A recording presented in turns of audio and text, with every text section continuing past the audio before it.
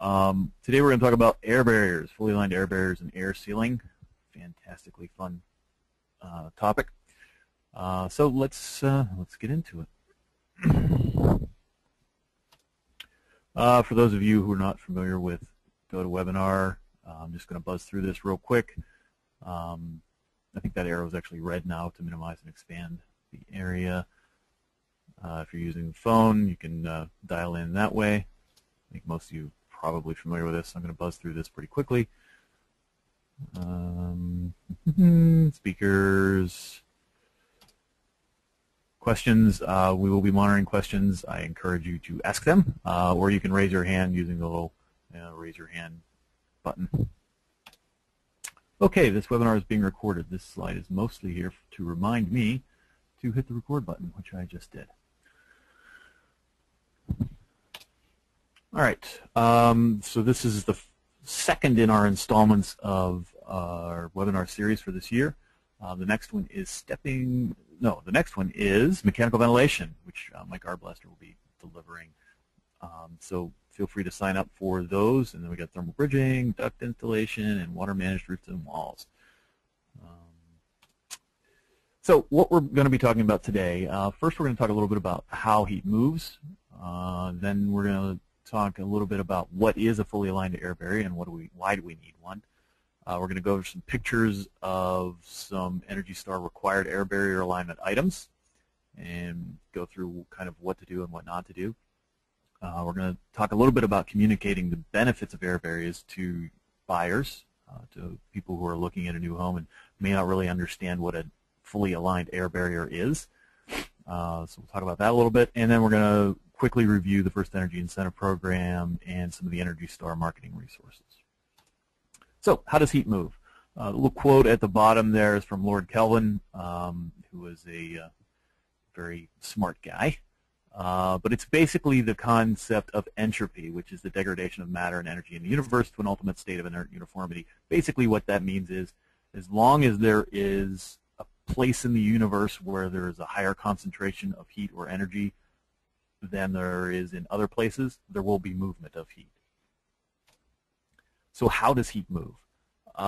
Generally, it always moves from hot to cold, so it's always going from a warmer condition to a colder condition, and it moves by one of those three methods that you see there: conduction, convection, and radiation.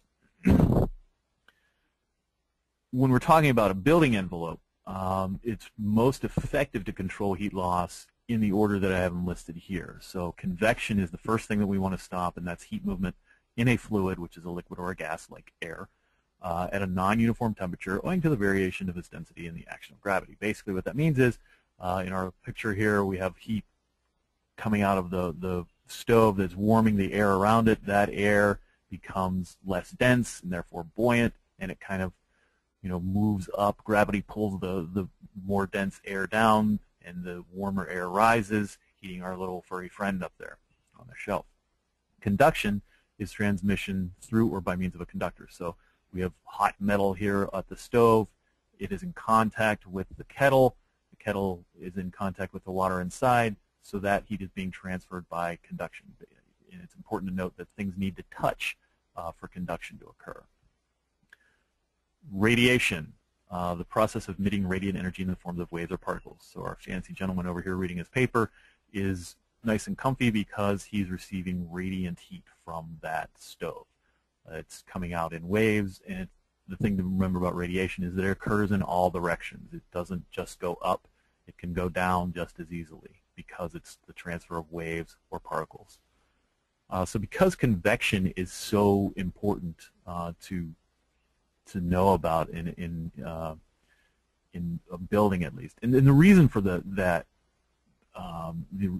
1, 2, 3 arrangement that we had there is basically because of the amount of heat that you can lose through those things. You can lose heat very quickly through convection, and not as quickly through radiation.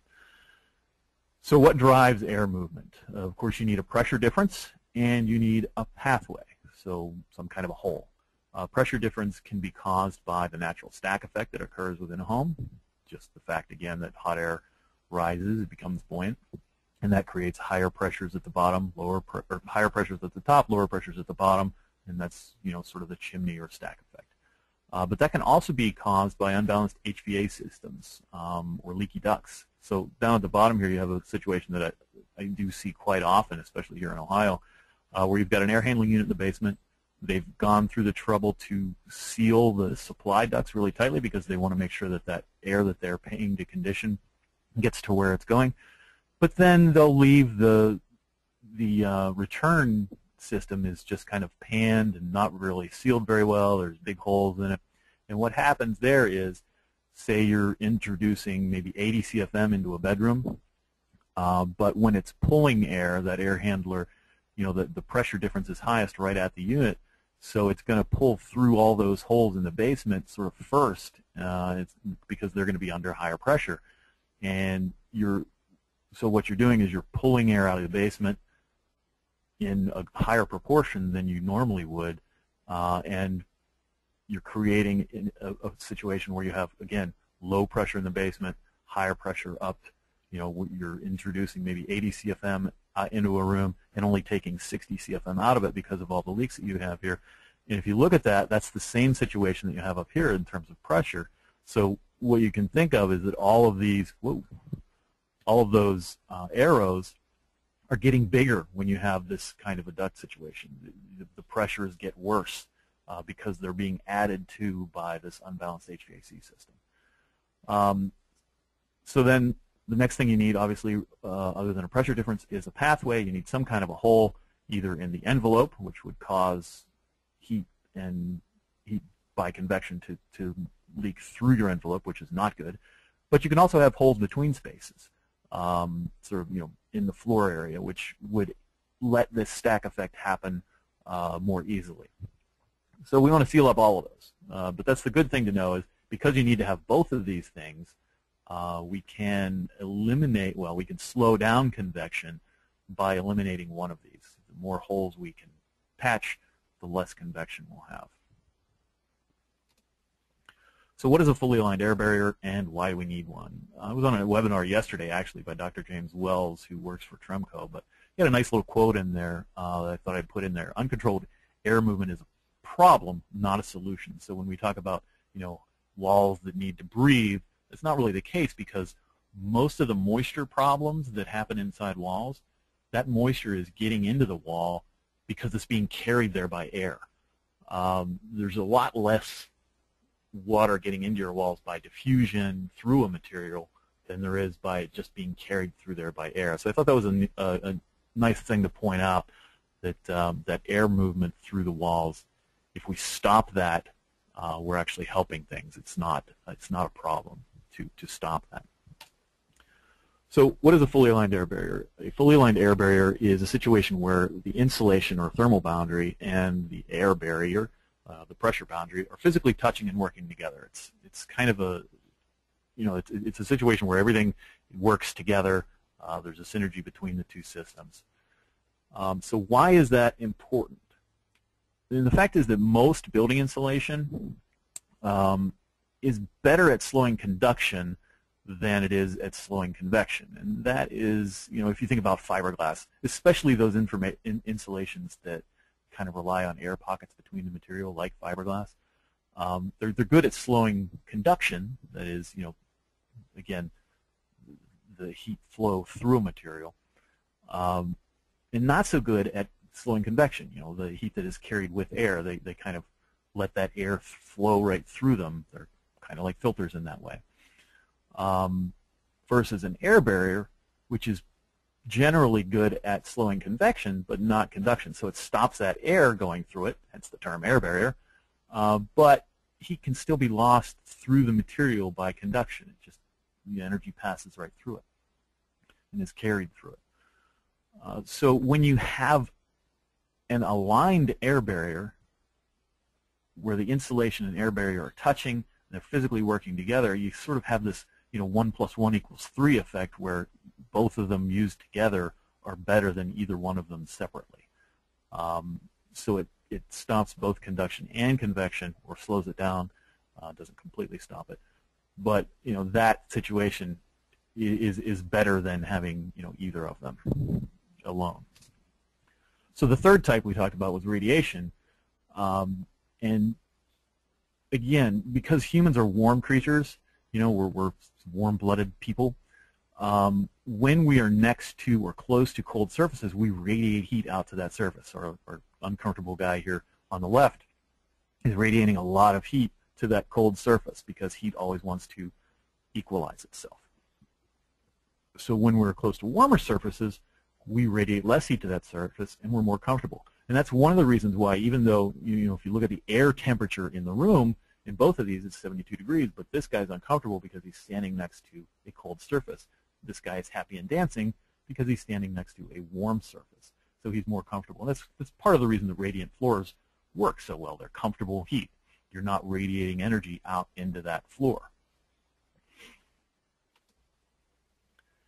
So a fully aligned air barrier can slow all three types of heat loss, leading to more comfortable inhabitants, because when you stop the conduction and convection, what you end up with here is a warmer surface because you've put that energy into the room to heat the air, and that air, that heat energy isn't lost through the wall, so it warms that surface, and now you have a nice warm surface and happy dancing people because they're radiating less energy.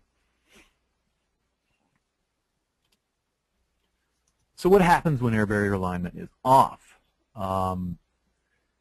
So usually that's caused by either a missing element, like a gap between or a gap between the two elements. So you've either got a hole in your air barrier where convection is getting through, or you've got a missing insulation where conduction is getting through, or you've got some kind of a gap in between, and all of those things can lead to convective loops where you have that situation where warm air is rising, being displaced by cooler air inside your walls. Any of those things can lead to a cooler interior surface, which again, uncomfortable guy radiating a lot of heat to that surface. And that increased heat loss also makes your HVAC equipment work harder to maintain temperature inside the space. So you're expending more energy.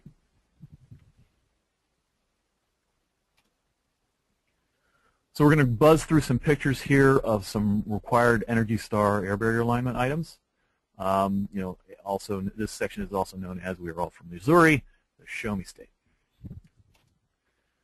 So walls behind showers and tubs, this area here needs to be sealed. You can't just put in some insulation there and call it a day. You need to have that air barrier to stop the airflow.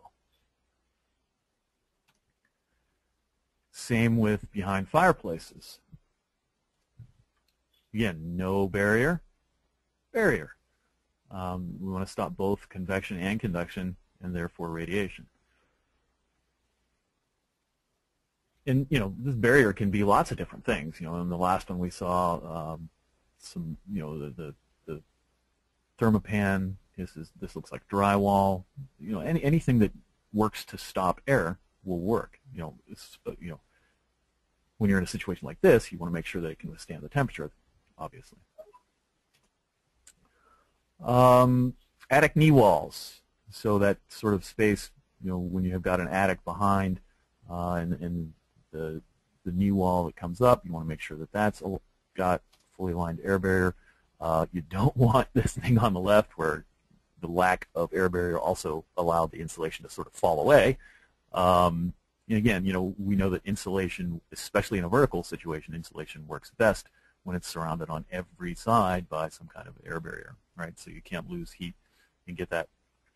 You can't get that air pockets, the convective loop happening inside the insulation because you've stopped the air on all sides. Less important in a horizontal situation because the air tends to want to go up through it. But here, again, here's a knee wall. This looks like, I'm guessing that's foam in there because they're saying that this is a good one. So I'm assuming that that is not fiberglass, but it's foam, which is acting as both an air barrier and insulation.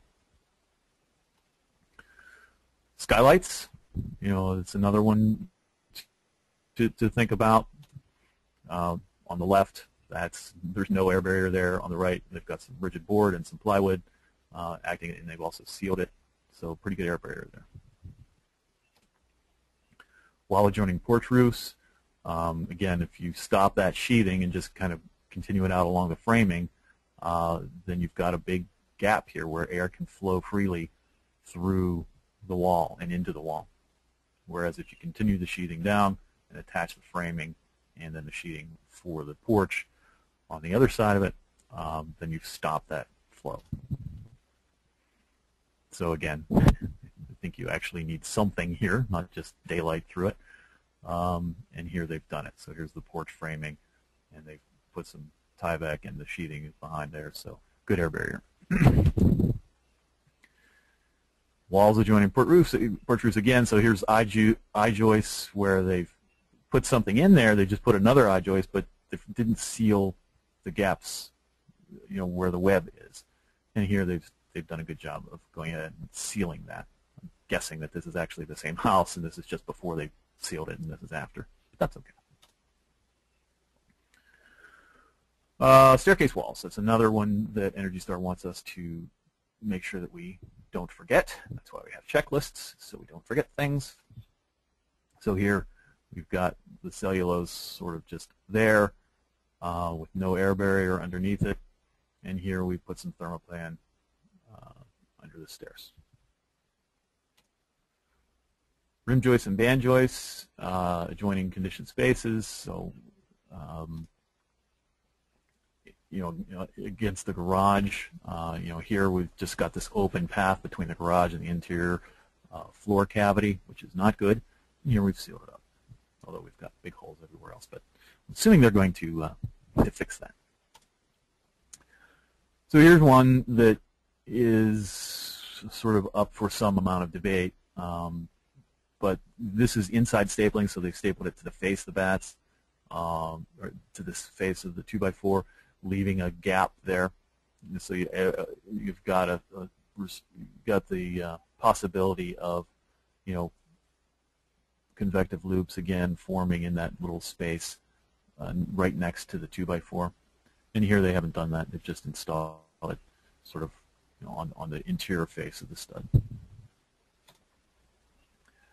Floors above the garage. You've got a bonus room or something above your garage. Here they've just kind of put the insulation right on the bottom of the floor joist, but there's a big gap here. So the air barrier is up here, insulation's down here. They're not touching. They're not working together. Not good. Over here, they've installed some bracing to keep that insulation up and keep it held. I mean, the other thing you could do is just fill the whole thing with insulation, right? That would work too. If you don't want to go through the labor cost of doing this, I mean, it's just a matter of what's cheaper, labor or insulation. Cantilevered floor, that's another classic one that we see, not getting the attention that it deserves. Here we've got it sealed. Here it's not so sealed, obviously. Floor above unconditioned crawl space, kind of the same thing as the garage. Soffits, remember that, if we just do drywall here and we have insulation up here, then that's not going to work real well because we're misaligned again. Whereas if we think about it, put some kind of air barrier up there first, and then when we come back in and put in our drywall or along the soffit, we'll have that situation where at least this air barrier will be aligned with our insulation. All other ceilings, this sort of catch-all. But here they're looking at a situation where there's a baffle that doesn't allow any insulation, so you're going to have an air barrier but no insulation. And here you've got room to get some insulation in there. Duct and flue shaft, don't forget about this part. They've done a good job sealing it up here, not so much here. And here they've sealed it all, and they've used fire caulk, which we know because it's red, so that's good because of the high temperature. Plumbing and piping, we know that fiberglass insulation is not an air barrier. It's a filter. Allows the air to pass through it. Here we've used some nice foam and sealed that up, and we've not done things that are, we haven't made holes that are too big, which makes them easier to seal, like this.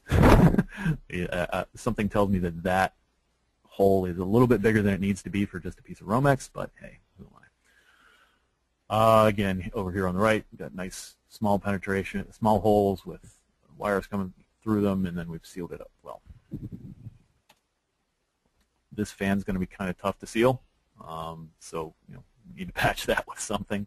And over here, they used a nice Energy Star fan and made sure to seal it around all sides.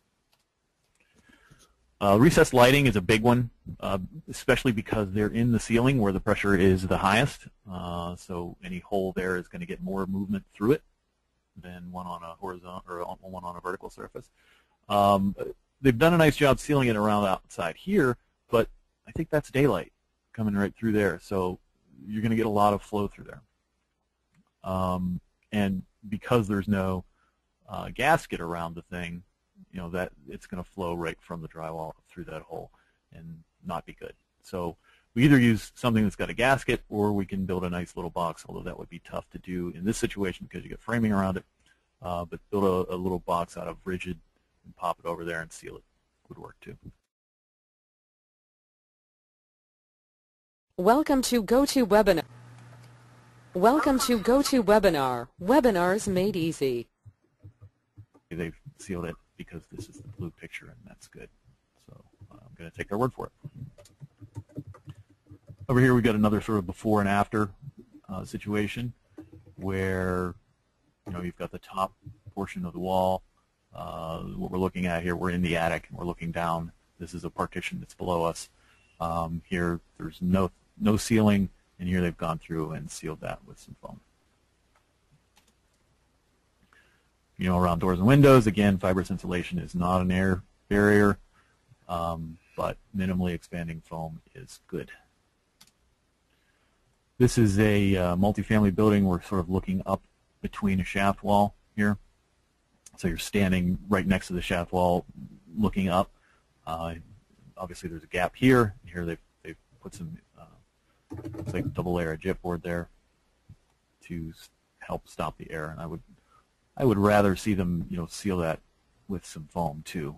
I don't think just a couple of layers of drywall is going to be enough. Attic hatch. They've got they've attached some fiberglass to the door here.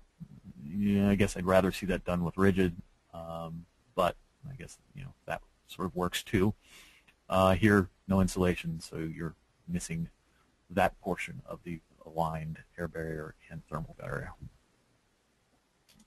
So the thing that all of those things had in common, they're usually one of three kinds. When we look at this situation where we have some kind of misalignment, it's usually, again, it's missing insulation, it's a missing air barrier, or it's some kind of gap between the barrier and the insulation. So if you just kind of keep those things in mind, that you don't want places where there's missing insulation, obviously. I don't want places where there's a missing air barrier, and that can be just a hole, like an electrical outlet or something like that.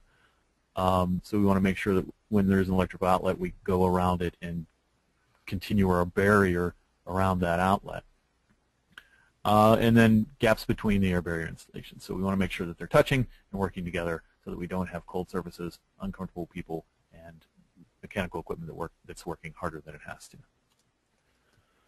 So the next section is communicating the benefits of air barriers to buyers. There's a little cartoons down there just because, I run into it a lot where people think about the cost, but they don't think about the benefits. And if you don't think about both sides of it, then you're only going to incur cost. You're not going to reap any benefits from that cost that you outlay. So, being lazy like this little fellow over here and saying that, well, the cost of doing the analysis exceeds the benefits, so I'm just not going to do it, kind of defeats the whole purpose of why we want to add value. So how do we convey this situation here? How do we make people understand the situation where we're stopping conduction convection, and we've got this warmer interior surface, and this picture in and of itself? How do we do that? First thing we need to realize is that no discussion means no benefit, again, which means there's no increased value, only increased cost. So if you're not talking about it, if you're not communicating that to your buyer, then again, why do it? Because you've got to see some benefit from it, and they've got to see some benefit. And that's really the important thing, is to make sure that they see the benefit, so that they're willing to cover the added cost because they perceive a value. So how do we do that? And if you've got a suggestion, type it in the comments. What do you guys do as raters and builders to convey those things? Think about it. Think about some of the things that you do, and we'll read the suggestions at the end.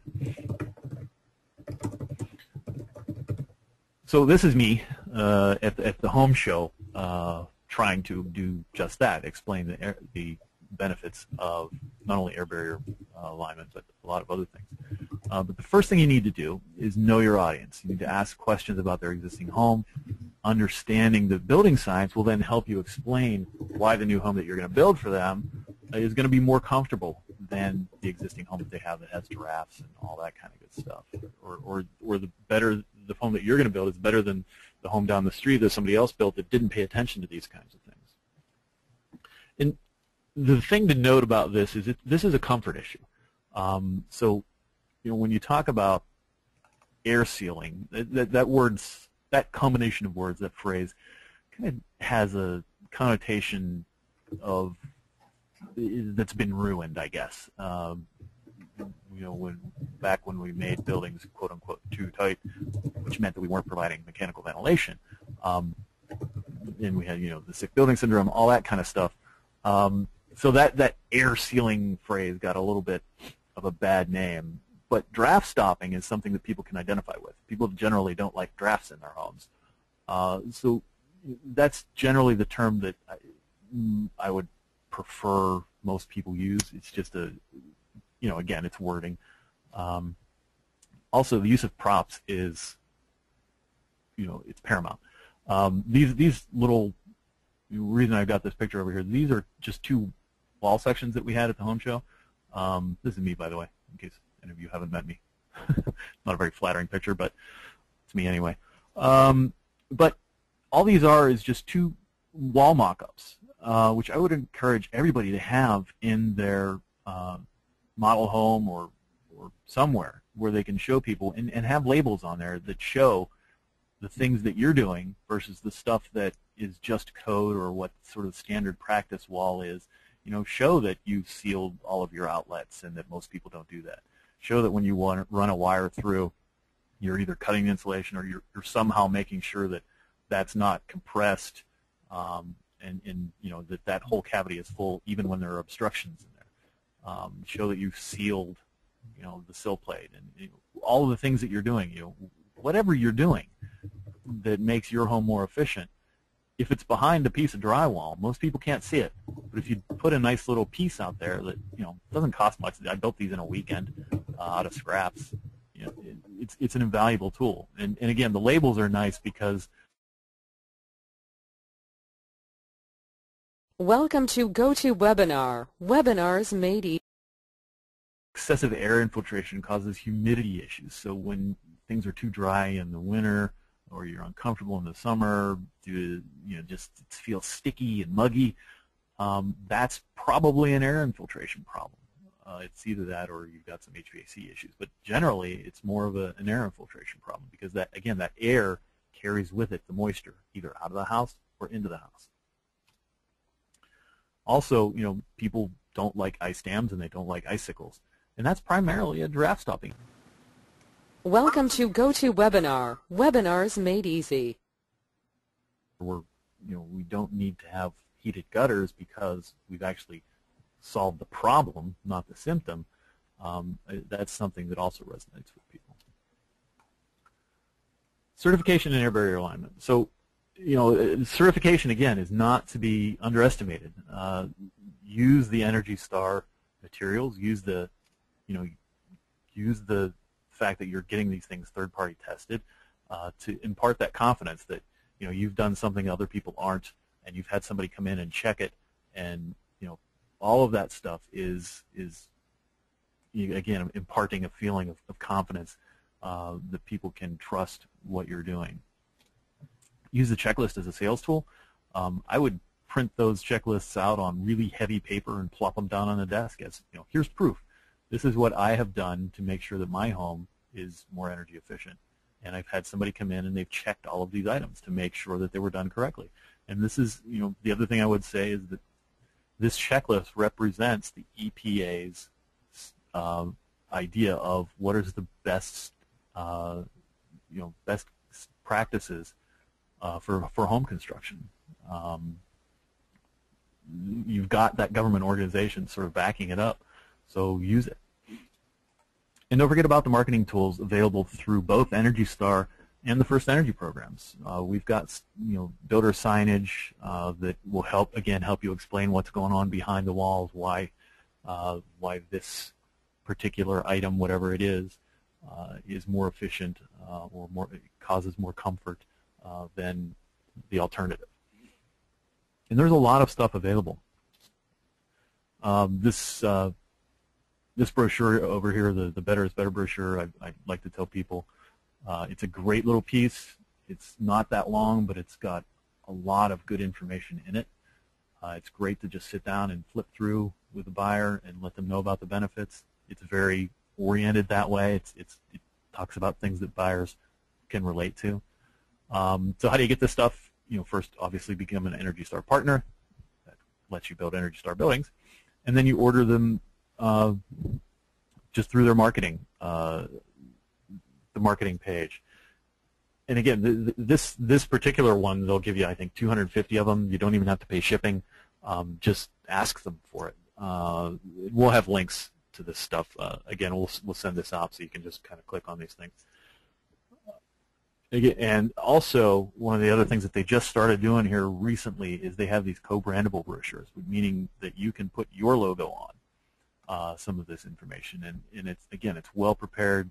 Energy Star has got a bigger marketing budget, I'm going to assume, than most of the builders and raters that are out there. And they've really put a lot of time and effort into coming up with a campaign that is cohesive and that works. And all you got to do is use it.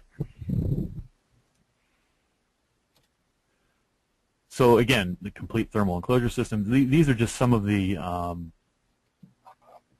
sort of more technical things that are available on the Energy Star website. These are kind of 2 pages for people who really want to get into it. They're 1 page if you print them front and back, which I would encourage. But yeah, there's a bunch of different ones. Also the logos. Don't forget about the logos. Get those all over your website. There was a study that was done in 2012 that the National Association of Home Builders did called What Home Buyers Really Want. And they found that like 26% of the market out there wouldn't buy a home that didn't have an Energy Star certification. That's huge. I mean, that's like a quarter of the market. And the way that people shop nowadays, a lot of times they're not just going out for a Sunday drive and looking at models, although they do. But generally, they start on the internet. So if they're one of those 26% and they're looking for that Energy Star, if they don't see that on your website, you're probably never even going to know that they're out there as a customer or that they visited your website, because they're just going to keep clicking until they see that logo. So, well, this isn't really a poll, but it's just a pause for any questions. Again, Mike, do we have anything in the question field for now? Pretty much most of them were handled. There was a question regarding whether or not open, closed cell foam could be used as an air barrier, and the answer was yes, provided it had a certain thickness or a specification from the manufacturer. Right, and that is exactly true. I think the Energy Star notes, I just reviewed them right before this webinar, says that if you've got closed cell foam of 1.5 inches, then it's an air barrier, or whatever the manufacturer says. So if the manufacturer says no, it's an air barrier at 1 inch, then they'll go with that, which is what I typically hear is 1 inch. But the notes in the Energy Star checklist do say 1.5 inches. But yep, you're right. All right. And we have one more question too, sure. Where we were looking at and I'm going to type up the answer because we got someone that's blocked out. But the question is separating the band joist from the garage. If you had someone saying that it's okay I'll read you the question, but it was, do the band joists need to have the solid barrier even if the garage has a drywall ceiling and wall? The builder was saying no, but he thinks that if it was above the drywall, wanted to know it was sufficient, and that wasn't accurate because you still need to have the aligned air barrier even along the rim and band joists between conditioned and unconditioned space. Yeah, I would definitely suggest doing it, especially because it's the garage and there's a lot of nasty chemicals and gases in garages that we don't want infiltrating into our homes. So I would want as much of an air barrier as I could possibly get between those two spaces. Yeah, I mean, I can see the point where if you've got an air barrier, if you've got drywall up on the ceiling, then theoretically that's the air barrier that's keeping it out of the joist space, and so maybe it doesn't get into the home. But again, realize that at least in that space there, I wouldn't want any kind of communication between the joist space in my home between the two floors and in the garage. It just doesn't seem like a good idea. So yeah, I would definitely suggest that you do it. Yeah, and also, I mean, the way Energy Star looks at it, that any vertical surface is considered to be a wall, and it's another place where you want to have fully aligned thermal and air barriers. And if the drywall is not touching along that line, then it's not aligned. Right. So. Right. Okay. So moving along, just a little bit of review of the new homes program.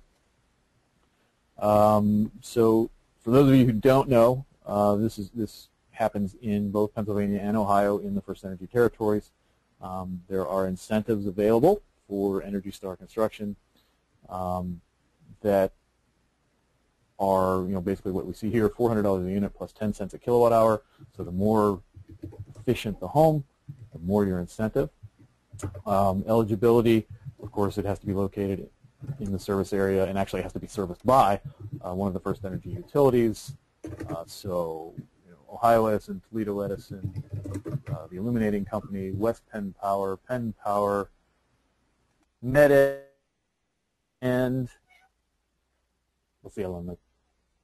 What did I forget? Penelec?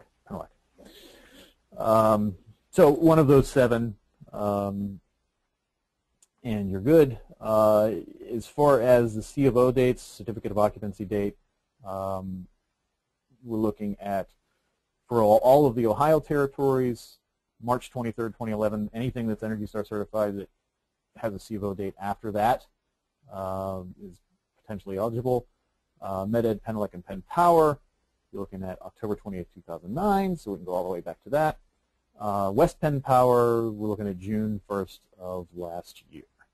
Then the third eligibility requirement, it has to be 15% more efficient than the relevant code when it was permitted, which in most cases is 09 IECC, even in Ohio now. And this comes into play, I see it most often on multifamily. By the way, multifamily units are eligible as long as they meet the Energy Star requirements. But most often a single-family home, if it's Energy Star, is going to be more than 15% more efficient than code.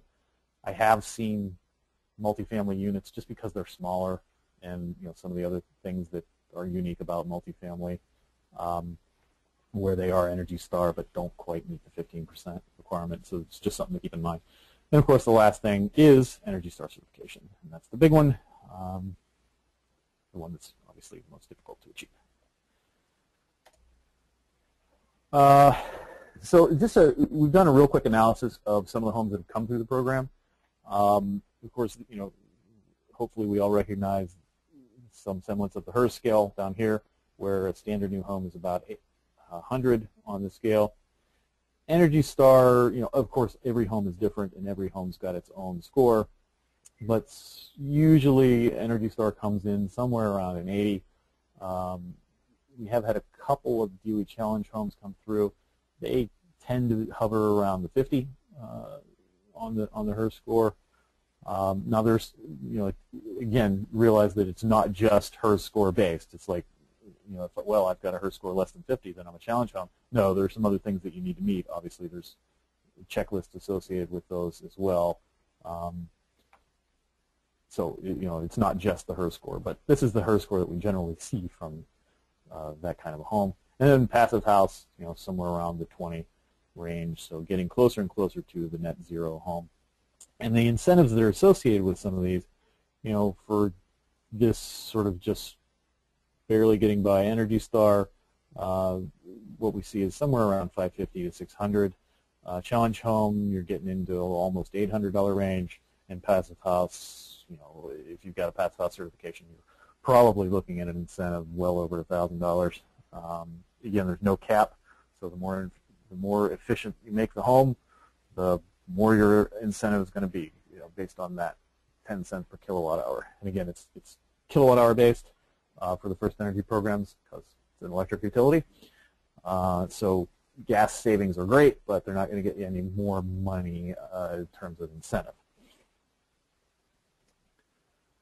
Some of the resources, EnergyStar.gov new homes, of course, is the Energy Star page for new homes, DOE Challenge Home, Passive House, and Building Science Corporation. Obviously, there's some great stuff there that those guys have put together. And the next installment, Mike Arblaster is going to be talking about mechanical ventilation, a breath of fresh air for tight homes. So, yeah, because we've gone through all the trouble to seal all these little gaps and cracks in the walls, we want to make sure that there's enough fresh air for people.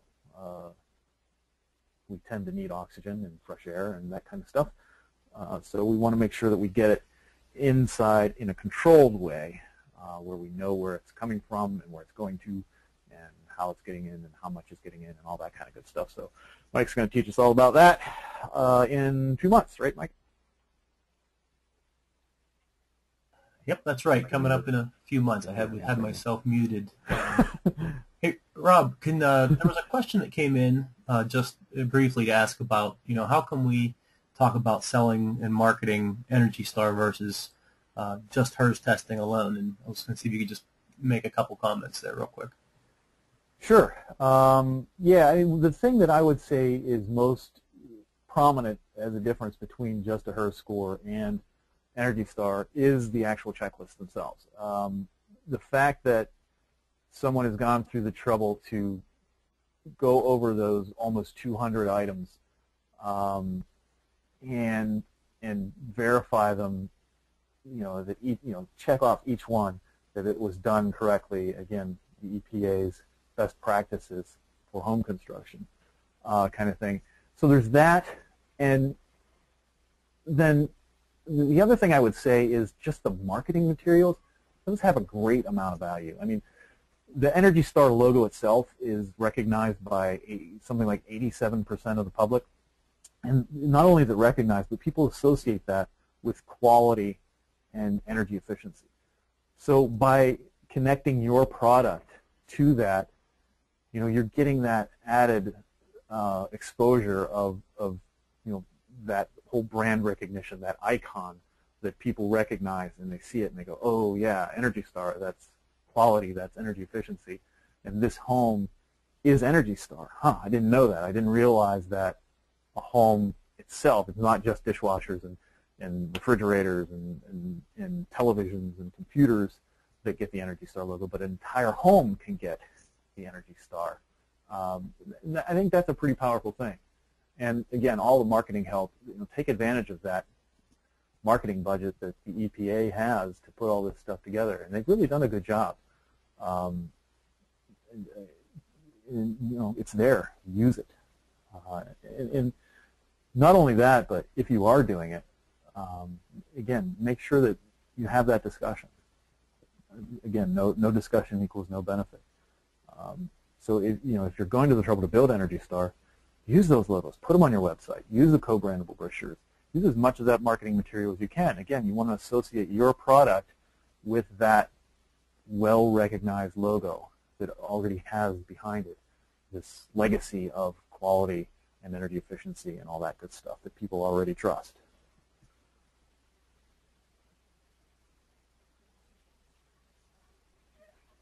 Anything else, Mike? I think pretty good. I was just typing up a couple of the points that you were mentioning. Let me just double check the questions real quick. Oh, here's one. Can we send out the what the checklist or just the links to the information for the DOE challenge home and the passive house homes? Oh, yeah. Sure. Maybe send it out to everyone in attendance. Yeah. Yeah, that's a good point. Passive house is one thing that I didn't mention when I was talking about those things. You know, Energy Star and DOE Challenge Home and Passive House have sort of worked together to come up with a mutual agreement whereby the next one in the chain has a prerequisite of the previous one. So, you know, obviously code is a prerequisite for Energy Star. Energy Star is a prerequisite for the Challenge Home. So every Challenge Home is by default an Energy Star home. And every passive house is a challenge home because challenge home is a prerequisite for passive house. So they've sort of worked together to make this stair-stepped approach where, you know, you can keep shooting for the next level kind of thing. So it's really, you know, it's really nice to see them working like that. The one thing that I will say is, you know, if you get to the point of passive house, there are some additional expenses that you should be aware of. You know, you're going to have to hire a consultant, a specific passive house consultant, and not just a rater, and the rater has to have special training. So you're going to have there's another person that you need to bring on board there. Also, there's a pre-registration requirement for passive house that you know you have to submit the plans, and they look them differently, and you know they look them over for energy efficiency, all that kind of stuff. They look at the design itself before you even start building. So yeah, but we can certainly get those things sent out, and I would encourage everyone to take advantage of them. Again, the more efficient the home, the bigger your incentive.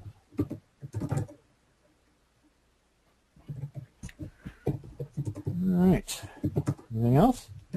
Well, I was concerned that we weren't going to get through that all, so I kind of went quickly. So I hope that everybody was able to absorb it. Again, this has been recorded, so we're going to get it up on the website, and we'll also send out the PDFs so that you can take advantage of all the links and stuff that we put in there, and we'll send out those checklists. So if there's nothing else, Mike, if nothing else has come through, I think we're good shape. Good. That was a really good question too, just on selling the benefits, and you answered that, and I typed them up and tried to send out the 5 points that you basically made, but I realize now that I didn't send them to everyone, so we'll get that out to everyone too. Okay. Yeah. All right. Well, thanks for showing up, everybody. And again, the rest of the series is no, there's nothing else. The rest of the series is available. You can go ahead and sign up for them whenever. Can I go back too far? Yeah, it's all the way to the beginning. Anyway, yeah, don't forget to sign up for the next ones, and enjoy the rest of your day. And I think that's about it. There. Yeah. So thanks, everybody.